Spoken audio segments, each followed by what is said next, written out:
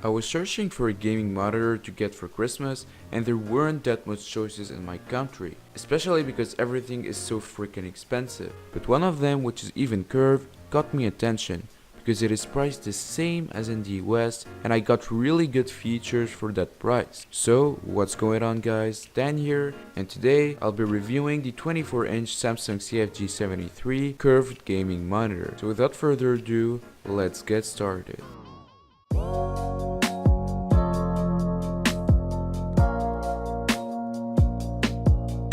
First off, the monitor looks really nice and well made. It's curved and it has a really good monitor stand, unlike other stands from other monitor manufacturers. So with the monitor stand, you get many advantages like height adjustment, tilting, swiveling, and as well as pivoting, which means you can turn the monitor up to 90 degrees in case you want to use it in portrait mode with a multiple monitor setup. At the back, we have the DC port to make it work, and a good selection of ports including 2 HDMI in ports, a display port in, which I'll talk about later, and a headphone jack. Because yes my friends, this monitor doesn't have any speakers built in, but you can always get a pair of speakers that you can connect to the jack. I also forgot to mention that the monitor stand includes a pass-through for cable management, and at the bottom back right side of the monitor you have a little joystick which Samsung calls jog controller, and it allows you to turn on or turn off the monitor and navigate through the monitor's operating system. So if you would like to use another device connected in HDMI, you could just be using your computer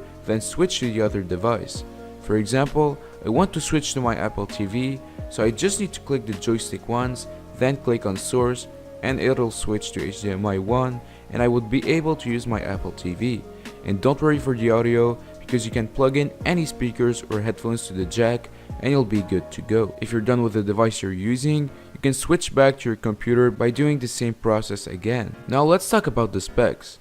It is a 24-inch curved VA panel with good viewing angles and a 1920 by 1080 resolution with Samsung's quantum dot technology, which gives you a wider range of more accurate colors than what other gaming monitors give you. So the best specs overall of this monitor, especially for gaming, are the incredibly smooth 144Hz refresh rate, which makes your display very smooth when playing FPS or battle royale games, a 1 millisecond response time, which means pixels will change colors faster for a smoother experience. I also forgot to mention that if your PC has an AMD graphics card, this monitor comes with AMD FreeSync, which allows you to have a very smooth gameplay. But keep in mind that Nvidia graphics cards do not work with FreeSync, which only work with AMD graphic cards. So basically, all the gaming specs of this monitor smoothes the gameplay. Oh man, I've said this word too many times. Anyway, but the actual way to benefit from the 144Hz refresh rate is to connect your PC to the display port of the monitor and not in HDMI, because it has a 120Hz limit in that source. So to be more clear, there's two types of DisplayPort and mini DisplayPort. And usually gaming desktop PCs always have a DisplayPort and gaming laptops have a mini DisplayPort. So if you have a desktop PC, you'll be able to connect it to your monitor with the included standard DisplayPort cable. But if you have a gaming laptop like me, you'll have to buy a separate mini DisplayPort to DisplayPort cable, which doesn't cost too much. So I'll drop a link of that cable in the description down below if you guys are interested.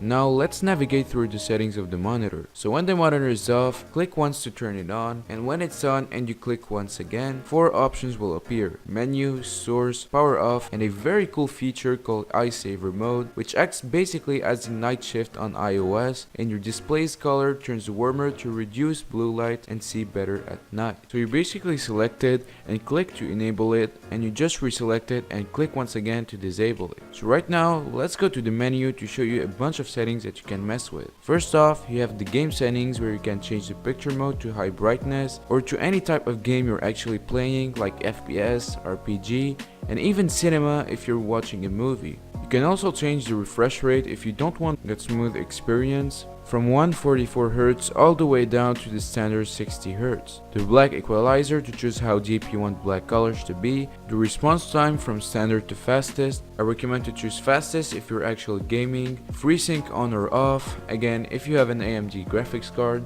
Low input lag, which I recommend to leave it on for faster reactions when gaming. The screen size to any aspect ratio you want. Just leave it on wide or auto. And the last button of course saves your settings, and you can choose from 3 3 presets in which one you want to save your settings. In the picture settings, you can also change the picture mode in here, the brightness, contrast, sharpness, the color, and if connected in HDMI, you can also change the black level. In the on-screen display settings, you can change the operating system's language and the display time to set how long the menu window will remain on screen for when it's not in use. In the system settings, you can adjust the volume of the connected speakers or headphones, enable a feature called Eco Saving Plus, which when enabled allows you to save energy by reducing the display's brightness, enable or disable the off timer, which allows the monitor to automatically turn off when not in use after a specific duration, the source detection to automatic or manual, the power LED to be off or on when the monitor is on, and you can also reset all the settings of the monitor. Finally, in the information tab, you'll see the model and serial number of the monitor itself, as well as the source it's currently using with the resolution and the refresh rate.